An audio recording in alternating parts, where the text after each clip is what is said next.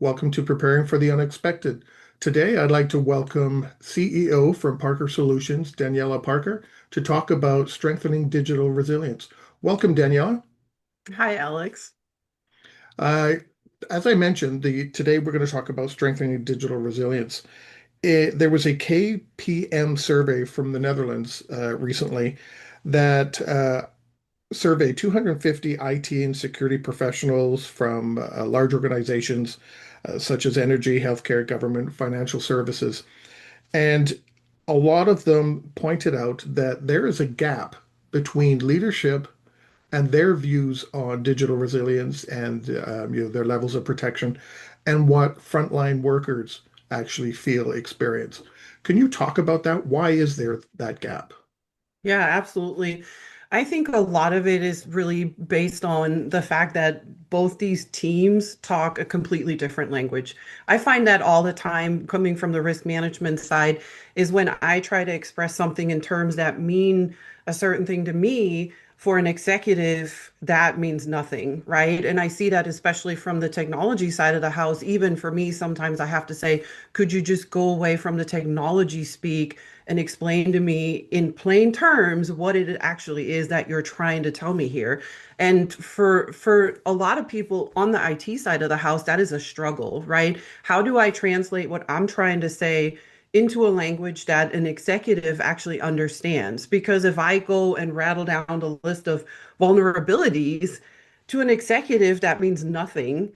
But the executives need to understand, what does that actually mean? That whole, so what test, right? Like for an executive, it's like, so what? You're giving me this list. That means nothing to me. And so I think a lot of it has to do with the different languages that both these areas speak, and not being able to translate.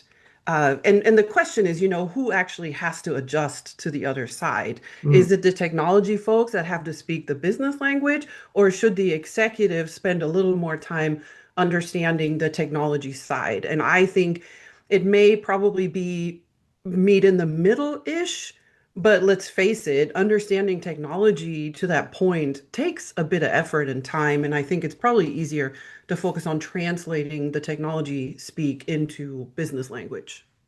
I'm glad you said that because that was going to be my next question. Who gives first, so to Yeah. speak? Who breaks first? And I think meeting in the middle is the best way because you and I have worked with technology people. You are from, have some technology background. That yes, it's very difficult for IT personnel to not speak in acronyms, Hmm. and Yeah. yet they know exactly what they're talking about. Yes. Yes. And it's different for executives who are eyes glazed back. Right. And the other piece to that is, what matters to a technology professional doesn't necessarily matter to the executive, right? An executive is focused on strategic goals and financials. Those are generally where they roam, right? In their roles.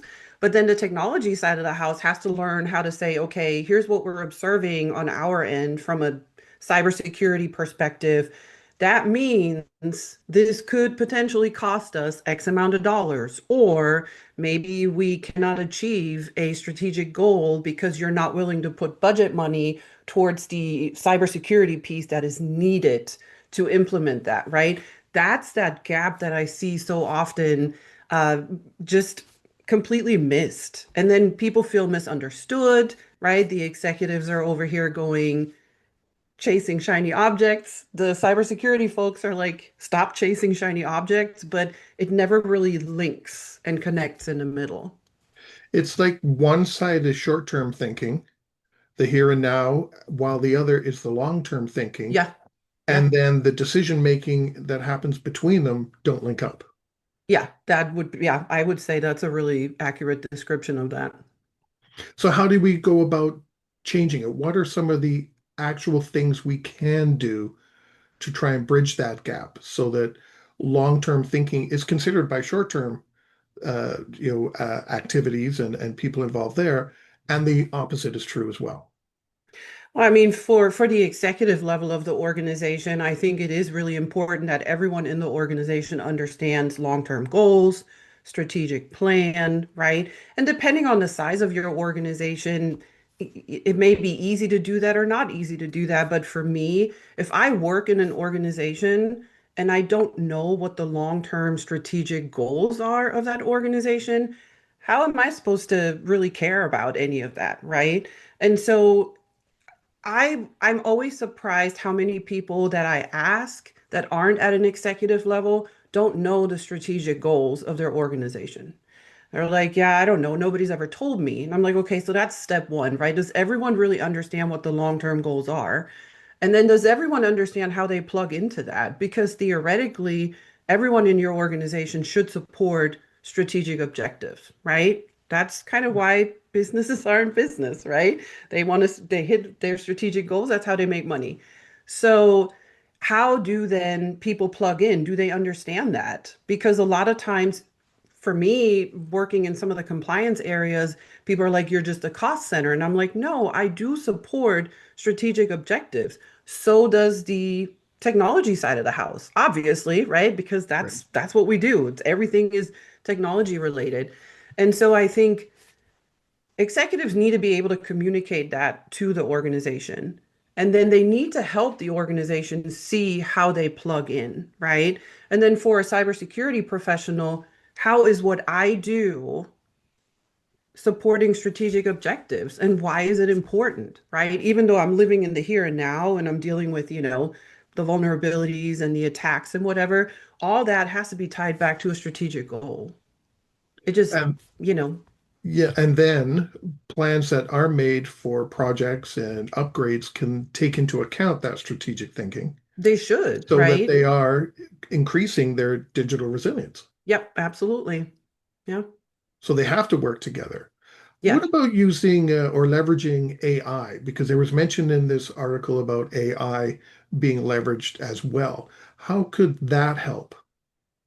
Well, the translation, right? For me, if, simple as saying, I have this technology concern here, help me translate this into something a non-technology person would understand. I like Mhm. using AI that way when I read something complicated. I'm like, hey, explain this to me like I'm five, right?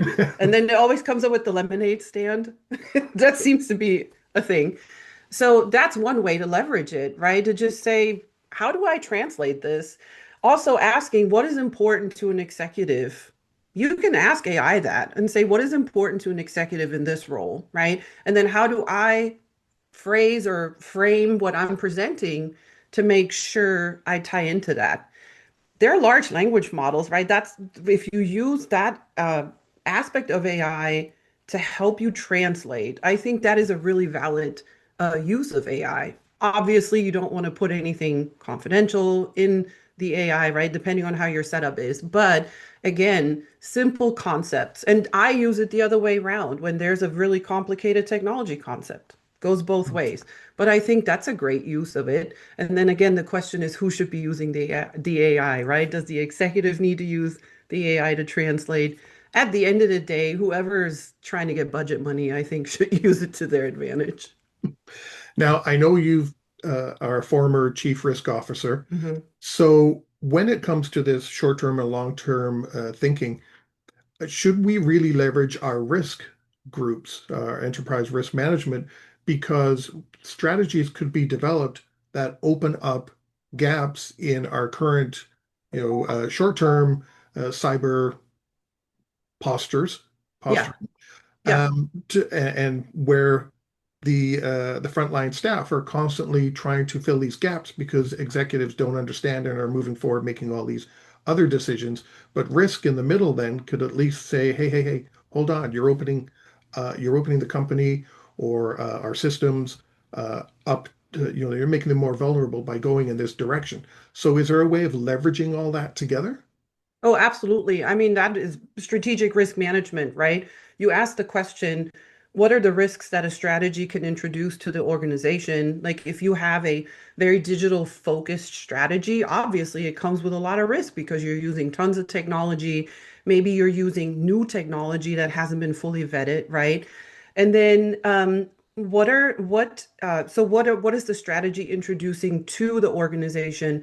And then what are the risks to the strategy from the organization, right? If you're not putting the budget money on the back end from a cybersecurity posture perspective, that can derail your strategy, right? If you end up being not as secure and you have some sort of an incident, that costs a lot of money that will probably kill the budget for that strategy outside of all the other issues.